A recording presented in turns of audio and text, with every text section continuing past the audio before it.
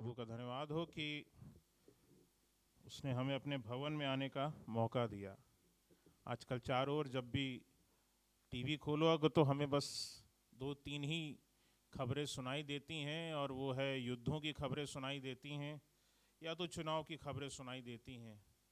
चुनाव से ज़्यादा हमारा उतना नाता नहीं, लेकिन जब हम बात करते हैं युद्धों की और हम इज़राइल को उससे घिरा हुआ पाते हैं तो दिल बड़ा दुखी होता है कि जो परमेश्वर का राष्ट्र है, जो परमेश्वर जिसका अगुआ है, जो उसका प्रमुख है, और वो देश इतनी तकलीफ़ को कैसे झेल रहा खुदावन। और जब हम यूक्रेन को भी देखते हैं तो वहाँ भी हम इसी चीज़ को पाते हैं कि खुदावन तेरा बंदा एक वहाँ पर है जो उस राज्य को चलाता है खुदावन, और तू उसके साथ भी बना हुआ है। सब कुछ ख़त्म हुआ सा लगता है लेकिन फिर भी खुदावन तू साथ खड़ा है खुदावन, और मिट नहीं गए, जैसे कि बाइबल बताती है मिट नहीं गए, ये उसकी महाकरुणा का फल है। और जब इतने देश, जब मैं न्यूज़ में सुनता हूँ कि इज़राइल के विरुद्ध खड़े होते हैं तो दिल लगता है खुदावन तेरे बड़े हाथ की ज़रूरत है, और एक ऐसे हाथ की ज़रूरत है जब देश डरे कि वो किसके विरुद्ध खड़े हो रहे हैं। वो इज़राइल के विरुद्ध खड़े नहीं हो रहे, वरन वो जीवते परमेश्वर के विरुद्ध खड़े हो रहे हैं। आज का जो वचन है वो मेरा इज़राइल से जुड़ा हुआ है, स्पिरिचुअल इज़राइल से जुड़ा हुआ है, आत्मिक इज़राइल से जुड़ा हुआ है। ये तो वास्तविक इज़राइल है जो देश, जो दुख को, क्लेश को, प्रॉब्लम्स को झेल रहा है, मुसीबतें झेल रहा है। वहाँ दुख और क्लेश और कष्ट और पीड़ाएं और मृत्यु और खून खराबा और ऐसी तमाम न जाने कितनी तकलीफ़ें दिखाई देती हैं, लेकिन परमेश्वर ने जो वचन मुझे आज दिया है वो आत्मिक इज़राइल को लेकर के है, वो आपके विषय में है, वो आपके लिए है, वो आपके बारे में है। परमेश्वर ने आज आपके विषय में वचन रखा है। अगर वास्तविक इज़राइल एक राष्ट्र है तो हम आत्मिक इज़राइल जिसमें जिस इज़राइल में को हम वास्तविक इज़राइल बोलते हैं उसमें यहूदी रहते हैं, या उसमें हम ये कह सकते हैं वो एक यहूदी राष्ट्र है और वो खुदा उनका है। तो क्या हम पर खुदा की नज़र नहीं है? लेकिन बाइबल हमें यही बताती है, हमें सिखाती है कि आत्मिक इज़राइल के विषय में बताती है कि जो कि कलीसिया है, we are the spiritual Israel, हम आत्मिक इज़राइल हैं। हम अपने आप को उस इज़राइल से अलग ना समझें। प्रभु यीशु मसीह और प्रभु यीशु मसीह की देह का एक हिस्सा है। We are a part of the body of Christ. हम उस मसीह यीशु की देह का एक हिस्सा है। ये जान करके, ये सोच करके जो बाइबल हमें बताती है, ये मेरे रोंगटे खड़े होते हैं कि खुदावंद मैं भी तेरी देह का एक हिस्सा हूँ, मैं भी आपकी कलीसिया का एक हिस्सा हूँ। आपने मुझे भी चुना है और अपने हिस्से में एक रखा है।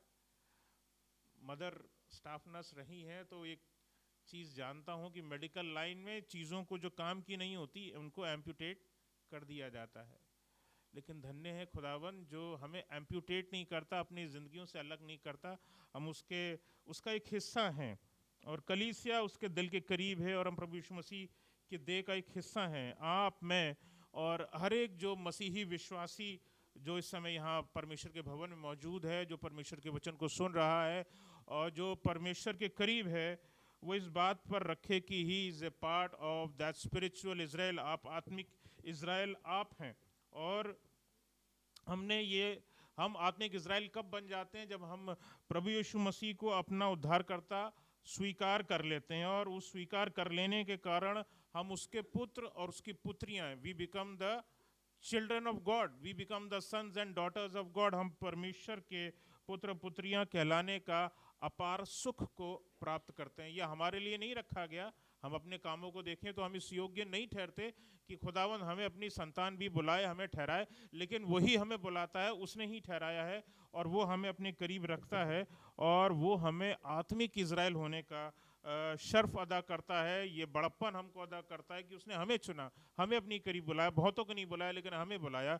ये चीज़ जान करके मेरा दिल तो आनंद से, जब मैं ये वचन जब मिला मेरा, तो मेरे को आनंद से भर गया। परमेश्वर ने जो वाचा इज़राइल राष्ट्र के साथ बांधी है, उस वाचा से बढ़कर परमेश्वर ने वाचा सभी परमेश्वर की संतानों के लिए बांधी है। That is for you and me and for every believer. हर एक विश्वासी के लिए वो वाचा बांधी गई है। आज अगर परमेश्वर उस इज़राइल के साथ मौजूद दिखाई देता है जो एक राष्ट्र के साथ में है, तो आपके साथ कितना बढ़कर होगा, इस बात का आप अंदाज़ा लगा सकते हैं, क्योंकि आप आत्मा में होकर के, पवित्र आत्मा में होकर के उस इज़राइल का एक हिस्सा है। You are a part of that spiritual Israel, ठीक है। You are the children of God, you are the sons and daughters of God, और परमेश्वर के पुत्र और पुत्रियां हैं। ये एक बड़ी चीज़ है। और प्रभु यीशु मसीह को आप लोगों ने अपना निज उद्धारकर्ता स्वीकार कर लिया, तो प्रभु क्या आपको छोड़ देगा? Will God leave you? क्या परमेश्वर आपको नज़रअंदाज कर देगा? नहीं, मैं तुझे नहीं जानता, ऐसा नहीं है। लेकिन जब आपने प्रभु यीशु मसीह को अपना उद्धारकर्ता स्वीकार कर लिया है, तो आप प्रभु की उस स्पिरिचुअल इज़राइल का एक हिस्सा हैं, आप इज़राइल हैं। दाऊद जो है वो परमेश्वर से प्रार्थना करता है, पहला इतिहास 17वां अध्याय और उसकी 21वीं आयत में मैं पढ़वाना चाहूँगा। यहाँ पर दाऊद ये प्रार्थना कर रहा है और ये एक बात लिखी है, यहाँ पर पढ़ लेंगे इसको। पहला इतिहास 17वां अध्याय और उसकी 21वीं आयत। फिर तेरी प्रजा इज़राइल के भी तुल्य कौन है? लिखा है फिर तेरी प्रजा इज़राइल के भी तुल्य कौन है? परमेश्वर के तुल्य कौन है? ये तो बाइबल में हम सब इस चीज़ को जानते हैं, लेकिन यहाँ भी एक चीज़ लिखी है जो मुझे बहुत ही अद्भुत लगी। और लिखा है फिर तेरी प्रजा इज़राइल के भी तुल्य कौन है? कौन है जो परमेश्वर की, यानी हमारे और आपके तुल्य संसार के कोई और लोगों को परमेश्वर जो है किसी योग्य नहीं समझता। परमेश्वर हमें योग्य बनाता है।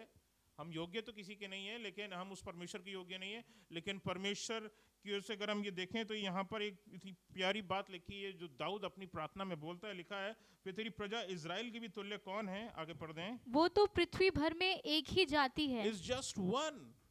परमेश्वर ने सिर्फ एक जाति पर जो है वो ध्यान लगाया है। परमेश्वर ने विश्वासियों पर ध्यान लगाया है। परमेश्वर ने अपने पीछे चलने वालों पर ध्यान लगाया। परमेश्वर ने आत्मिक इज़राइल पर ध्यान लगाया, और वो आप और मैं और हर एक विश्वासी है। अगर आप अपने आप को आत्मिक इज़राइल समझते हैं, if you believe you are a part of the spiritual Israel, तो God is with you, God is standing by you. और लिखा है कि एकलौती जाति, यहाँ पर लिखा है पृथ्वी भर में एक ही जाति है।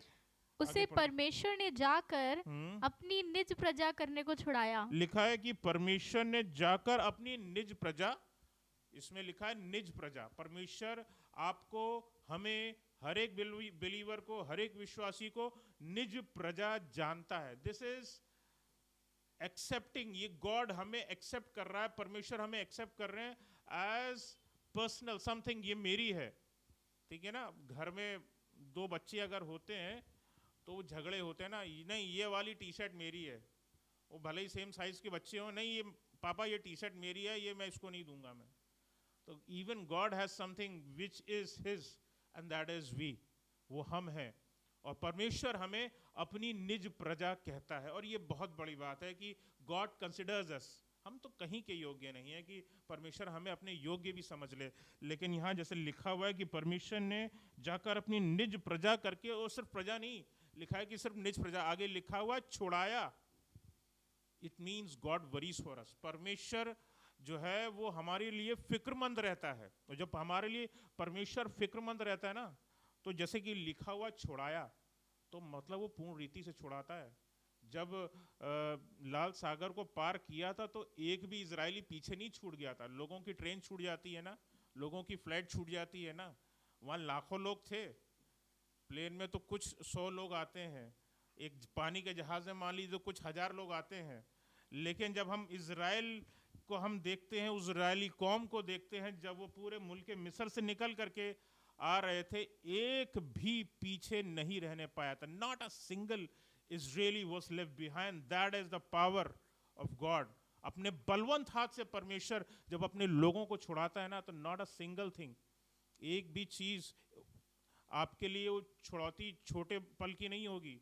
वो सिर्फ आपको गरीबी से नहीं छुड़ाएगा, वो आपको बीमारियों से नहीं छुड़ाएगा, वो सिर्फ आपको फाका कशी से नहीं छुड़ाएगा कि वो इन सब चीज़ों से, एक एक चीज़ से छुड़ाएगा। God will take every bad thing from you if you are a part of the spiritual Israel. अगर आप आत्मिक इजराइल हैं तो कुछ भी ऐसी नेगेटिव चीज़ जो आपकी ज़िंदगी में हो रही होगी, निकाल के फाड़ फेंक देगा।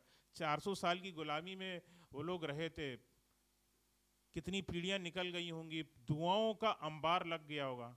वो दुआएं असर लेकर के आई और परमेश्वर उनको बलवंत हाथ से लेकर के परमेश्वर ने उन लोगों को छुड़ाया, और उनमें से एक भी, क्या बुजुर्ग क्या बच्चा, कोई वहां ना रहने पाया। वो अपने साथ, सिर्फ अपने साथ बुजुर्ग बच्चे नहीं गए थे, वरन अब जितने पशु वशु जितने थे, यहाँ तक कि मिस्रियों ने अपने गहने वहने सामान उमान न जाने क्या क्या दे दिया था ना, लेते जाओ तुम लोग, पनौती हो हमारे लिए, लेते जाओ जो कुछ ले जाना है, तुमने हमारे पहलोटों को खा लिया, यहाँ रहने का हमारे जीवन का क्या फायदा है, तुम्हें जो चीज़ ले जानी है तुम लेते जाओ। कितनों के घर में शायद पहलौटे ही हो रहे होंगे, उनके घर सूने हो गए होंगे, उनके पहलौटे खत्म हो गए, जाओ भैया तुम यहाँ से जाओ।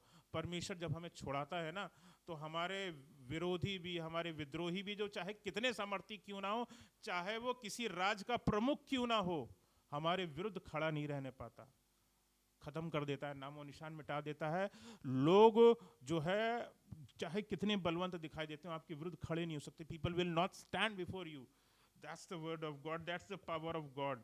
The honour of God's people will be bigger than anyone. परमेश्वर आपको ऊंचे स्थान पर लेकर के चलेगा। अगर आप आत्मिक इजराइल है, अगर आप परमेश्वर के पीछे चलने वाले लोग हैं, अगर आप उसकी चुनी हुई कौम है, तो इस बात को अपने दिल में ठान करके रखिए, आपको खुदावन इज्जत देगा, और वो इज्जत आपसे छीनेगा नहीं, और आपको ऊंचे से ऊंचे स्थान पर ले जाएगा, जहां आपको उम्मीद नहीं होगी कि खुदावन मुझे यहाँ से इज्जत भी मिल सकती है, ये लोग मुझे इज्जत भी देंगे। वहां के लोग आपको ऊंचा उठा करके रखेंगे। People will praise you, and that will happen because God is by your side. वो इसलिए क्योंकि आपका जीवता परमेश्वर आपके साथ में है। The honour of God's people will be bigger than anyone on the planet earth. खुदा के लोग हमेशा, हम इस देश में बहुत छोटी संख्या में ना, लेकिन जहाँ कहीं भी जाते हैं लोग हमें इज्जत से देखते हैं, लोग हमें स्पेशल अलग से जानते हैं कि खुदावंद की चुनी हुई कौम है। लोग जानते हैं, भले ही क्या मीडिया में क्या होता है पता नहीं, हम नहीं जानते, लेकिन जो लोग जानते हैं, लोगों के दिलों में बात ठहरी हुई है, these are God special people, और इस चीज़ को लोग कभी भुला नहीं सकते। And the other big thing what's mentioned in the Bible is, जो परमेश्वर के वचन में लिखा है, God has made you the head and not the tail। खुदावन ने आपको सिर ही ठहराया है, पूंछ नहीं ठहराया है। यानी कि आप कहीं पीछे नहीं रहने पाओगे। सिर दिखाता है इज्जत को, ताज इसी पर पहनाया जाता है, पगड़ी इसी पे पहनाई जाती है। खुदावन आपको इज्जत देगा। If you are the spiritual Israel, God will glorify you. परमेश्वर आपको इज्जत बढ़ाएगा। You will be the head and not be the tail. आप पूंछ नहीं ठहरेंगे। परमेश्वर ने हमें अपनी निज प्रजा कहा है, and we are the people of Israel. हम अपने आप को उस देश से अलग ना समझें कि वो देश तो भैया इजरायलियों का है, वो एक छोटा सा कौम है। नहीं, एज पार्ट ऑफ जिस प्रकार से हम विश्वासी हैं, खुदावन ने हमें जो है इजरायली ठहराया। We are the spiritual Israel, हम आत्मिक इजराइल हैं। परमेश्वर ने हमें अनेक प्रकार की बंधुआइयों से छुड़ाया है। इस चीज़ के लिए हमने न जाने कितनी गवाहियाँ यहाँ पर सुनी है, आप सुनते आए हैं। हम तकलीफ़ों में कैसे थे, परमेश्वर ने हमें कैसे छुड़ाया, इसको हम वचन में पढ़ते हैं। इसको हम लोग गवाहियों में प्रति संडे हम लोग जब हम सुनते हैं या लोग हमसे मिलते हैं तो हम बताते हैं, खुद भैया हमारी तकलीफ बहुत थी, लेकिन खुदावन ने अब हमें आज़ाद किया। आप सुनते हैं, लोगों से गवाहियों से सुनते हैं कि खुदावन ने हमें इस तकलीफ से लेकर के छुड़ाया। भी आज हम इतनी प्यारी प्यारी गवाहियों को हम सुन रहे थे, तो पता चलता है कि God is working with us. ठीक है ना, परमेश्वर हमारे साथ काम करता है, और हड्डी हड्डी की रक्षा करता, तकलीफ नहीं होती। डॉक्टर भी बोलते हैं भैया अब आराम, ज़्यादा वो पट्टी उट्टी बांधने की ज़रूरत नहीं है, जैसे आंटी बता रही हैं। खुदावन, हमारा खुदा हमारे साथ रहता है। That's the biggest thing. परमेश्वर ने महान कार्य किए हैं, और जिससे परमेश्वर की महिमा होने पाए। इसमें आयत में आगे लिखा हुआ, इसलिए तू बड़े और डरावने काम करके, लिखा है करके अपना नाम करे। इसमें आगे लिखा हुआ है परमेश्वर बड़े काम करता है और डरावने काम करता है। डराता हमें नहीं है, डराता उन लोगों को है, ताकि तुम जान जाओ ये मेरी कौम है, ये मेरी कौम है। ये खुदा उन लोगों को दिखाता, दीज आर माई पीपल। जब वहाँ का प्रधानमंत्री, इजराइल का प्रधानमंत्री खड़े बोलता है ना, जितने खड़े होने खड़े हो जाओ, we know the God of Israel is with us. वो जब वो खड़ा होकर के बोलता है ना, वो मुझे इतनी सामर्थ्य मिलती है उस एक व्यक्ति के, वो उस प्राइम मिनिस्टर के, जब वो बोलता है तो रियली। और बहुत सारे छोटे छोटे वीडियोस को जब मैं देखता हूँ कि जब वो इजरायली फौज आनंद मना रही है, वहाँ तो लड़ाई हो रही है लेकिन फौज भी आनंद मनाती है, वो परमेश्वर के गीत गा कर के आनंद मनाना कहीं नहीं छोड़ते लोग। कौन गाना गाता है युद्ध में हो तो कौन गाना गाना शुरू कर देता, फिल्मों में तो भले ही बात होती है, लेकिन वो वाकई में इज़राइल का परमेश्वर जब उनके साथ में रहता है तो वो बड़े आनंद के साथ सब चीज़ों को करते हैं। और लिखा हुआ आगे, और अपनी प्रजा के सामने से जो तूने मिस्र से छुड़ा ली थी, और लिखा है कि जाति जाति के लोगों को निकाल देता। परमेश्वर उन तमाम लोगों को जो आपको तंग करते हैं, जो आपके लिए पीड़ाओं का कारण है, जो आपके रास्ते में मार्ग और रोड़ा अटका करके रखे हैं, लोगों की नौकरियां नहीं लग रही होती, कोई ना कोई आकर के रास्ता में खड़ा हो जाता है, इज़राइल का परमेश्वर आपके साथ में है। उसके सामने अपनी तकलीफ़ों को रखनी, अपनी प्रॉब्लम्स को रखिए, whether it be your job, whether it be your physical problem, आपकी जिस्मानी तकलीफ़ें हों, खुदावन आपको उन तमाम तकलीफ़ों से आज़ाद करेगा, ये मेरा विश्वास है। खुदावन आपके साथ में है। इसकी 22वीं आयत को पढ़ेंगे, पहला इतिहास 17वां अध्याय, और इसकी 22वीं आयत को हम लोग पढ़ेंगे। क्योंकि तूने अपनी प्रजा इज़राइल को अपनी सदा की प्रजा होने के लिए ठहराया। लिखा हुआ है कि तूने, यानी परमेश्वर ने अपनी इज़राइल को, लिखा हुआ है अपनी इज़राइल को, God considers you as his.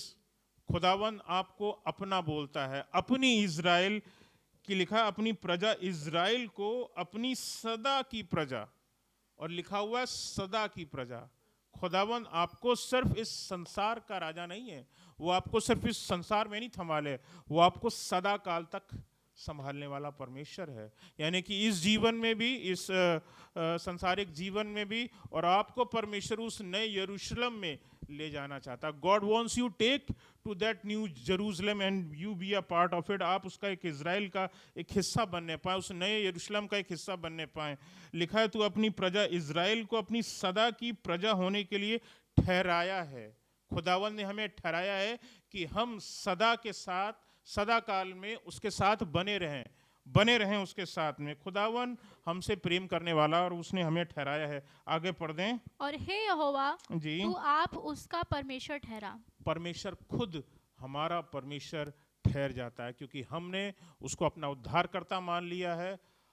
तब परमेश्वर भी ठान लेता, अब तो मैं इसका परमेश्वर ठहरा, अब इसकी तकलीफें इसकी नहीं रही, अब इसकी प्रॉब्लम्स इसकी प्रॉब्लम्स नहीं रही, अब इसकी प्रार्थनाएं सिर्फ प्रार्थनाएं नहीं रही हैं, मुझे इसकी एक एक चीज़ की चिंता करनी होगी, मुझे इसकी चिंता करनी होगी, मुझे इसके माँ बाप की चिंता करनी होगी, मुझे इसके बच्चे की चिंता करनी होगी, मुझे इसकी 1000 पीढ़ी तक भी मुझे चिंता करनी होगी, तो मुझे करूँगा।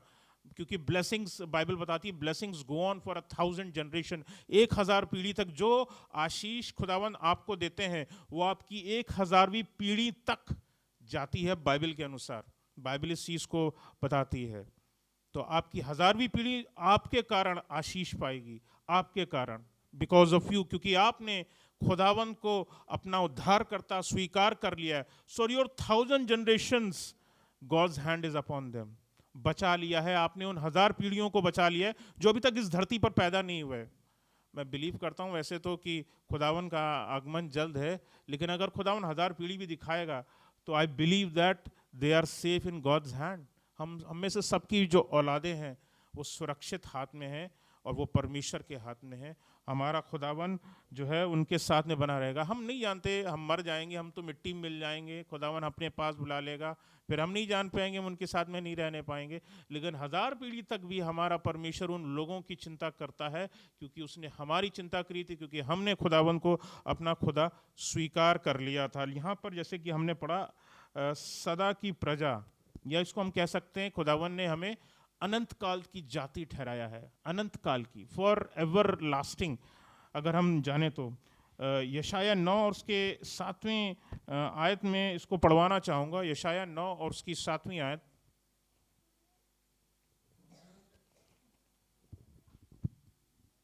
उसकी प्रभुता सर्वदा बढ़ती रहेगी और उसकी शांति का अंत ना होगा। यहाँ प्रभु यीशु मसीह के विषय में लिखा हुआ है, यहाँ लिखा है कि प्रभुता उसकी सर्वदा बढ़ती रहेगी, उसके कांधे पर प्रभुता दी जाएगी और वो सर्वदा बढ़ती रहेगी। आगे पढ़ दें। और उसकी शांति का अंत ना होगा। लिखा उसकी शांति का अंत ना होगा, इसलिए वो उसको दाऊद की राजगद्दी पर, लिखा है वो उसको दाऊद की राजगद्दी पर इस समय से लेकर जी सर्वदा के लिए न्याय और धर्म के द्वारा स्थिर किए और संभाले रहेगा। लिखा इस समय से, लिखने वाले ने, यशाया ने इसके विषय में कहा इस समय से। पढ़ने वाला उसको अपने समय से मान ले। लिखा इस समय से सर्वदा के लिए, ठीक है, फॉर एवर। हमारा खुदा इस समय से, जब से आपने उसको अपना उद्धारकर्ता, निज उद्धारकर्ता स्वीकार किया, तब से लिखा है सर्वदा के लिए, for ever lasting time period, यानी उसके साथ के लिए न्याय और धर्म के द्वारा स्थिर किया रहेगा। और लिखा आगे लिखा है संभाले रहेगा। खुदावन आपको संभालता है। इसलिए इस विषय कभी परेशान मत होइएगा कि हमारा घर कैसे चलेगा, टाइट के लिए पैसा निकाल देंगे तो घर कैसे चलेगा। अरे जिसने तरीका निकाला है, जिसने आपको बनाया है, जिसने तरीके निकाले हैं, लेने के तरीके निकाले हैं, तो वो देने के तरीके भी जानता है। वो खुदावन तरीके जानता है कि मैं किस तरह से अपने लोगों को खड़ा करूंगा, वो जानता है। परमेश्वर अपनी प्रजा को संभालते हैं। गॉड इज होल्डिंग यू, परमेश्वर आपको थामे हुए रहते हैं, परमेश्वर ने आपको थामा है। And God will never leave you, परमेश्वर का ये वायदा है कि वो आपको ना त्यागेगा ना छोड़ेगा। इस बात पर अपना दिल लगा करके रखिए, क्योंकि ये उसका वायदा है। चाहे कैसी भी स्थिति क्यों ना हो, चाहे आपकी औलादें आपका साथ छोड़ सकती हैं, लेकिन आपका परमेश्वर आपका साथ नहीं छोड़ेगा। इस बात के लिए तो बिल्कुल तैयार रहिए। और जिब्राइल फरिश्ते ने भी जब मरियम से बात करी थी, और तो उसमें लिखा था कि वे याकूब के घराने पर सदा राज्य करेगा, उसके राज्य का अंत ना होगा। Written about Jesus.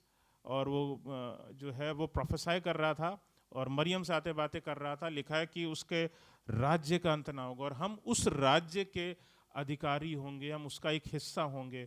We are the spiritual Israel, हम आत्मिक इज़राइल हैं, और खुदावंद हमें अनंत काल तक अपने साथ रखेगा। हम सदा काल की प्रजा हैं परमेश्वर की, परमेश्वर के दिल के करीब हैं। परमेश्वर ने हमें अपने हाथों पर उकेरा है, हमारा नाम, हमारा चेहरा उसने अपने हाथों पर उकेरा है, और हम कभी उसकी दृष्टि से ओझल नहीं होते, हम बने रहते हैं उसके सम्मुख।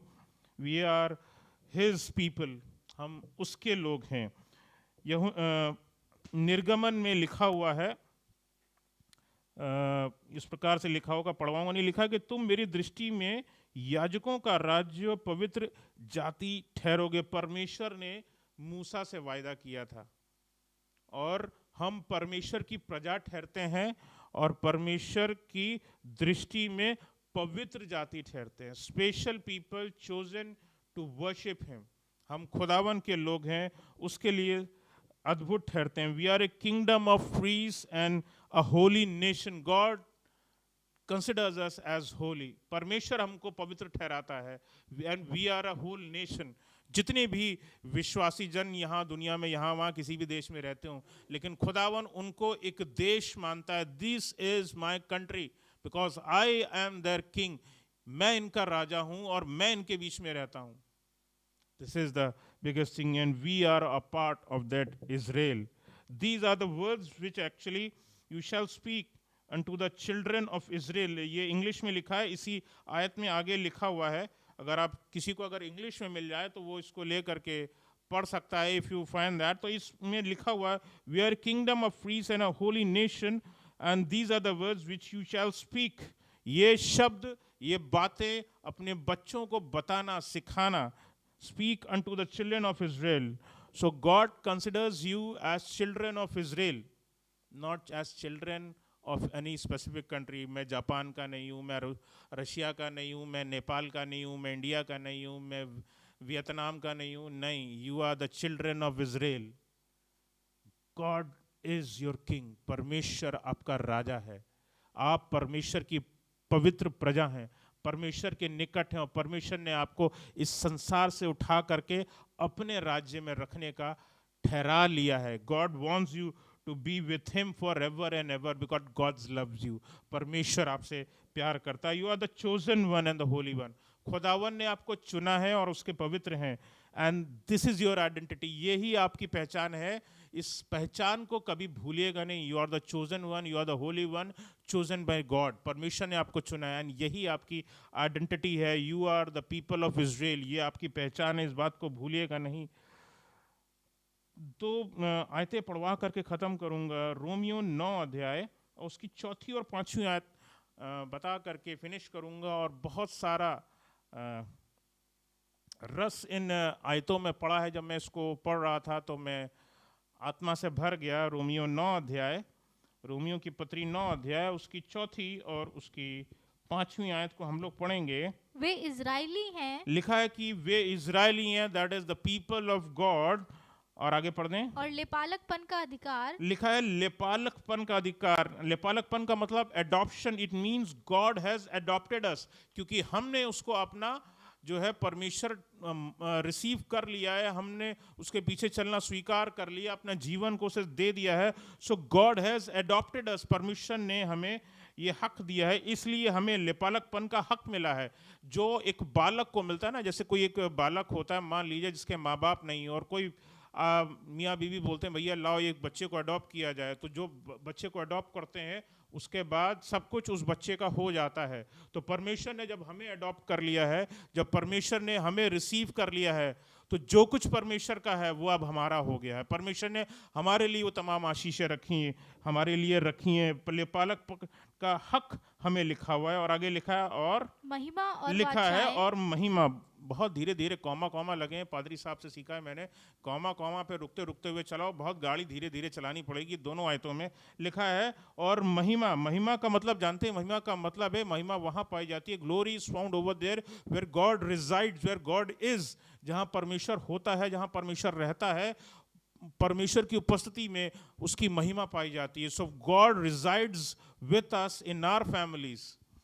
वो खुदावंद हमारे परिवारों में राज करता है, वो खुदावंद हमारे हम में राज करता है। इसलिए इस बात पर कभी सोचिएगा, विरुद्ध में मत जाइएगा कि खुदावंद तो हमारे साथ नहीं, क्योंकि यार आपका खुदावंद आपके साथ में है, आपके मध्य में है, परमेश्वर की उपस्थिति आपके मध्य में है। और आगे पढ़ दें। और वाचाएं। लिखा है और वाचाएं।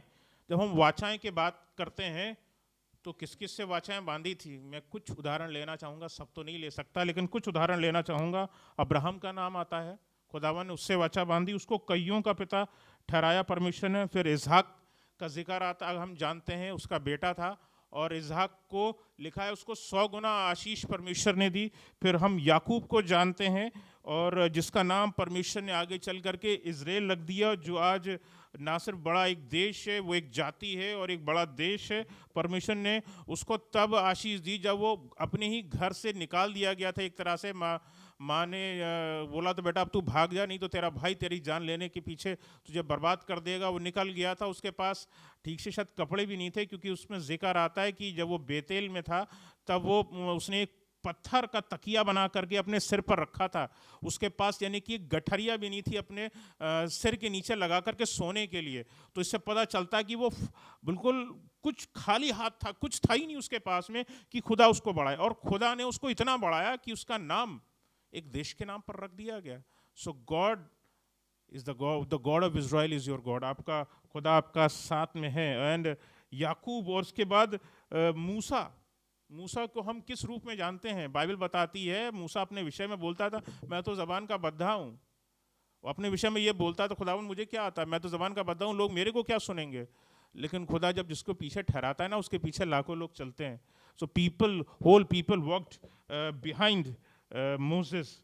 और दाऊद के विषय में हम देखते हैं खुदावन ने दाऊद से वाचाएं बांधी, और अब बहुत तमाम लोगों के विषय में हम देखते हैं। दाऊद के भी विषय में जब हम देखते हैं तो अपने परिवार में सबसे छोटा था, ठीक है ना, अपने भाइयों में सबसे छोटा था। वो था 8th सन ऑफ जसी का। और लिखा है तू राज्य करेगा, तू राज्य करेगा। परमेश्वर ने उसको राज्य, जो ऑर्डिनरी भेड़ों को चराया करता था, परमेश्वर ने उसको उठा करके राजा बना दिया। सो आपकी पहचान एक राजा के रूप में है। आपके राजा ने आपको राजा ठहराया है, आपके परमपिता परमेश्वर ने आपको राजा ठहराया है। और आगे पढ़ दें। व्यवस्था जी, और उपासना। लिखा है व्यवस्था का दिया जाना। व्यवस्था means the one given by God, and believers हम जो हैं we follow the word of God. विश्वासियों की पहचान क्या है? कि वो वचन के पीछे चलते हैं। परमेश्वर के यहाँ व्यवस्था, बाइबल ये बताती है हमें, परमेश्वर के यहाँ व्यवस्था के सुनने वाले धर्मी नहीं, पर व्यवस्था पर चलने वाले धर्मी ठहराए जाएंगे। और वो लोग कौन हैं? जो परमेश्वर के पीछे चलने वाले लोग हैं। व्यवस्था पर चलने वाले लोग कौन हैं? जो परमेश्वर की चुनी हुई कौम है, जो परमेश्वर के वचन को अपने हृदय से लगा करके रखते हैं, उसकी बात को भूलते नहीं हैं, और उसी तरह वो धर्मी ठहराए जाते हैं, क्योंकि परमेश्वर ने इस चीज़ को देख लिया है। God has seen in our lives परमेश्वर ने देख लिया कि हम परमेश्वर के उस वचन की एक एक बात को अपने हृदयों में ठहराते हैं और उसको अपनी जिंदगियों में लागू करते हैं। इट्स नॉट कि हमने खाली सुन लिया, बस उनको हम अपनी जिंदगियों में हम लागू करते हैं। और आगे लिखा हुआ, आगे पढ़ दें। और एंड उपासना लिखा हुआ है उपासना, हमें जीवते परमेश्वर की उपासना आराधना करने का हक दिया है। दिस इज, ये मतलब a great thing given by God. खुदावन जिसको नहीं चाहता ना कि तुम मेरी आराधना करने के योग्य नहीं, उसको अपने पास फटकने नहीं देता, लेकिन परमेश्वर ने आपको अपने सम्मुख बुलाया है अपनी उपासना करने के लिए, अपनी आराधना करने के लिए। You are a chosen people of God. और आगे लिखा है, और प्रतिज्ञाएं जी उन्हीं की हैं। लिखा कि प्रतिज्ञाएं उन्हीं की हैं। प्रतिज्ञाएं किनसे करी गई थी? Israels were promised a promise land. इजराइलियों से कनान की भूमि प्रॉमिस करी गई थी, उनको कनान मिलने पाया। अगर वो कायदे से चलते तो सबको मिलता, लेकिन भतेरे तो भटक गए थे। लेकिन फिर भी यहोशू और कालेब उनमें से थे जो इजराइल से निकले, जो मिस्र से निकले और कनान की उस भूमि में एंटर करने पाए। खुदावन अपने चुने हुए लोगों के लिए वो चीज़ें रखता है, भटकने की जरूरत नहीं है, नहीं तो आप उन लोगों का हिस्सा ठहर जाएंगे जिनको वो नहीं मिलने पाया। मैं आपको बताना चाहता हूँ कि अगर आप खुदा के पीछे चल रहे हैं, चुनी हुई कौम है, खुदा के पीछे वास्तव में आत्मा से पूर्ण रीति से चल रहे हैं, you will receive that promised land. You will receive, and what is the promised land for any Christian? एक मसीही के लिए एक promised land क्या है? वो हमारा कनान, हमारा promised land न्यू जेरूसलम है। हमारा जो promised land है वो नया यरूशलेम है हमारे लिए। खुदावन हमें सदा काल के लिए अपनी प्रजा ठहराता है। 5वीं आयत में आएंगे, पुरखे भी उन्हीं के हैं। लिखा है कि भैया कि जब तुम मेरी पीढ़ी का एक हिस्सा बन गए हो तो सब कुछ तुम्हारा हुआ, पुरखे भी तुम्हारे हो गए। और लिखा पुरखे भी उन्हीं के हैं। We become a part of the genealogy of Abraham. जो ब्लेसिंग्स अब्राहम को मिली, जैसे कि मैंने बताया, कईयों का पिता, फिर आगे इसहाक के विषय में बताया वो 100-fold ब्लेसिंग, फिर हमने बताया, हमने याकूब का बताया जिससे पूरा परमेश्वर ने एक देश लेकर के खड़ा कर दिया। फिर उसके बाद दाऊद के विषय में बताया कि वो राज्य करेगा। तो इससे आप जान लीजिए, और इसके जैसे न जाने कितने जिनका जिक्र बाइबल में आता है। परमेश्वर ने उन तमाम लोगों को आशीषों से, अपनी ब्लेसिंग से और अपने प्रोमिसेस जो उनको किया उनके साथ किया, और परमेश्वर ने उन प्रोमिसेस को पूरा किया। परमेश्वर आपके साथ भी उन तमाम प्रोमिसेस को पूरा करेगा। So we are in the same genealogy of Jesus. हम भी उसी जीनियोलॉजी का एक हिस्सा हैं। The moment we accept Jesus as saviour, we automatically fall into the same genealogy. हम उसी वंश का एक हिस्सा बन जाते हैं। मसीह भी शरीर के भाव से उन्हीं में से हुआ जो सबके ऊपर था, जो सबके ऊपर है, who is above over all। और लिखा है परम परमेश्वर युगानुयुग धन्य, God is blessed forever and ever। And it finishes with a very lovely thing, Amen। ऐसा ही होने पाए। मेरी आप लोगों के लिए यही आशीष है कि उस अनंत काल में, उस नए यरूशलेम में, हम सब जैसे यहाँ आराधना कर रहे हैं, हम परमेश्वर के सम्मुख वहाँ रहते हुए उसकी आराधना करने पाए। Praise the Lord.